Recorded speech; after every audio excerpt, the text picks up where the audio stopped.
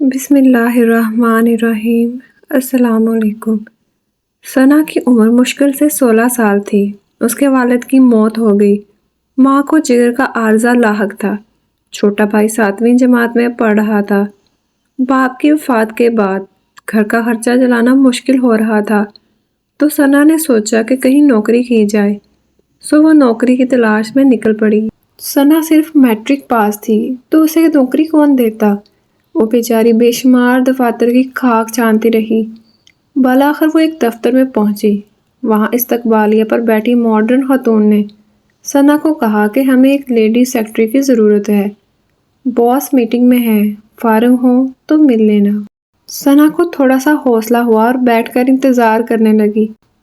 آخرکار ثنا کے انتظار کی گھڑیاں ختم ہوئیں۔ باس کی میٹنگ اختتام پذیر ہوئی۔ باس نے اندر بلایا۔ جیسے ہی ثنا دفتر میں داخل ہوئی، باس نے دیکھتے ہی چیخنا شروع کر دیا کہ تم کسی مدرسے میں پڑھنے آئی ہو یا جاب کے لیے آئی ہو؟ بتاتا چلوں، ثنا ایک مشکل لڑکی تھی جو نقاب برقع میں تھی۔ ثنا ایک دم چکرا سی گئی کہ وہ پاکستان میں ہے یا یورپ میں، جہاں برقع پہننے پر اتنا غصہ کیا جا رہا ہے۔ انہی سوچوں میں گم تھی کہ باس نے کہا جاؤ یہ برقع اور نقاب اتار کے آؤ۔ ثنا نہ چاہتے ہوئے بھی باہر چلی گئی اور برقع نقاب اتار کے آ گئی۔ جیسے ہی ثنا اندر داخل ہوئی تو باس کے چہرے کی شیطانی مسکراہٹ نے ثنا کا استقبال کیا۔ ثنا کو لگ ہی نہیں رہا تھا کہ یہ وہ پہلے والا ہی باس ہے۔ خیر، پہلے تو باس نے ثنا کی خوبصورتی کی تعریف کی، پھر یہ پوچھنے لگا کہ پہلے تم نے کہیں جاب کی ہے، پبلک ڈیلنگ وغیرہ آتی ہے؟ تعلیم کے بارے میں اس سے کوئی سوال نہ پوچھا گیا۔ ثنا بہت حیران و پریشان ہو رہی تھی کہ یہ کیسا انٹرویو ہو رہا ہے۔ ثنا نے تو یہ نام ہی پہلی بار سنے تھے، لیکن اس کو تو نوکری چاہیے تھی، وہ ہاں یا نہ میں جواب دیتی رہی۔ آخر میں باس نے کہا کہ اگر تم یہ برقع نقاب اتار کر ایک ماڈرن لڑکی بن جاؤ گی تو پھر یہ نوکری پکی سمجھنا، تنخواہ بھی اچھی دوں گا۔ ثنا نے ایک دن کی مہلت لی اور گھر واپس چلی گئی۔ گھر پہنچ کر اس نے ساری بات ماں سے کہہ ڈالی۔ ماں نے کہا بیٹی، یہ لوگ مجھے ٹھیک نہیں لگ رہے، تم نوکری کو رہنے دو، ہم بھوکے ہی رہ لیں گے۔ ماں نے اس کو حدیث کا حوالہ بھی دیا، حیا ایمان کا ایک بڑا حصہ ہے، سنن نسائی۔ بے حیائی جس چیز میں ہوگی اسے عیبدار بنا دے گی، جبکہ حیا جس چیز میں ہوگی اسے خوبصورت بنا دے گی، سنن ترمذی۔ اور سب سے اہم بات، حیا جنت میں لے جانے کا ذریعہ ہے، سنن ترمذی۔ لیکن ثنا کو تو اپنے گھر والوں کی فکر تھی، اپنے بھائی کے مستقبل کی فکر تھی۔ رات بھر سوچنے کے بعد ثنا نے فیصلہ کر لیا کہ اپنے گھر کی خاطر میں یہ سب کچھ کر لوں گی۔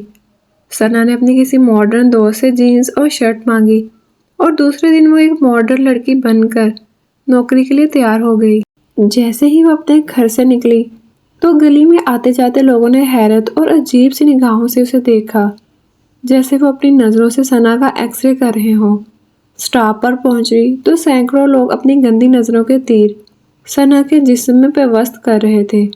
خدا خدا کر کے گاڑی آئی تو اس میں سوار ہو کر اپنے نئے دفتر کی طرف روانہ ہو گئی۔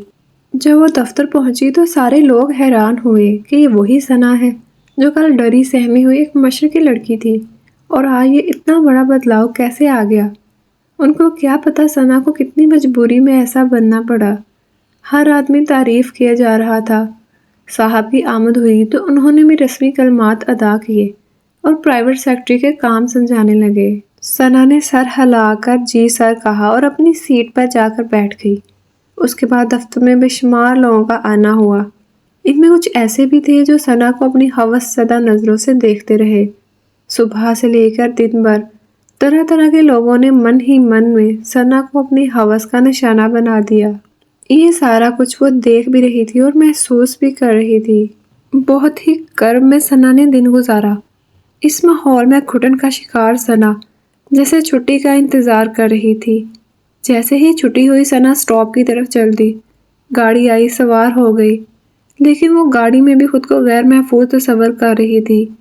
اس کا سٹاپ آیا، جلدی سے اتر کر گھر کی طرف چلنے لگی۔ اندھیرا ہو رہا تھا اور کچھ آواز بھی ثنا پر آوازیں کس رہے تھے۔ ثنا کو ایسا محسوس ہو رہا تھا کہ یہ سارے بھوکے شیر ہیں اور وہ ان کا شکار۔ ذرا بھی رکی تو یہ سب اس کو نوچ ڈالیں گے۔ جیسے ہی وہ گھر کے اندر داخل ہوئی، اپنا بیگ ایک طرف پھینکا اور دروازے کو کنڈی لگا کر بستر پر لیٹ گئی اور آنکھیں بند کر لیں۔ وہ ایسا محسوس کر رہی تھی جیسے اس کا بدن تیروں سے چھلنی ہو چکا ہے، اس کے جسم سے خون بہہ رہا ہے، اور سوچ رہی تھی کہ بنت ہوا کے ساتھ ایسا کیوں ہوتا ہے؟ اس کا کردار، اس کی قابلیت کیوں نہیں دیکھی جاتی؟ صرف اس کا جسم اور لباس ان چیزوں پر کیوں حاوی ہے؟ ماں نے دروازہ کھٹکھٹایا۔ ثنا نے دروازہ کھولا اور ماں کے گلے لگ کر رونے لگی۔ ماں سمجھ گئی کہ کچھ تو غلط ہوا ہے۔ ماں نے حوصلہ دیا اور کہنے لگی، میں نے تو تمہیں پہلے ہی منع کیا تھا۔ ثنا چپ ہوئی اور فیصلہ کیا کہ آج کے بعد نوکری کے لیے باہر نہیں جائے گی۔ اس کے بعد ثنا نے گھر میں محلے کے بچوں کو ٹیوشن پڑھانا شروع کر دیا اور گھر کا خرچہ چلانے لگی۔ یہ تو صرف ایک ثنا کی کہانی تھی۔ اس ملک میں ہزاروں ثنا روز ہی ہوس کا شکار ہوتے ہیں۔ ہم لوگ کیوں ان کی مجبوری سے فائدہ اٹھاتے ہیں؟ میری آدم کے بیٹوں سے اتنی سی گزارش ہے کہ ہوا کی بیٹی پہ یہ ظلم نہ کرے۔ آپ کے گھر میں بھی ہوا کی بیٹی ہے۔ یہ تھی آج کی کہانی۔ کیسی لگی آپ کو؟ اگر اچھی لگی تو ویڈیو کو لائک کر کے دوسروں کے ساتھ شیئر بھی کریں۔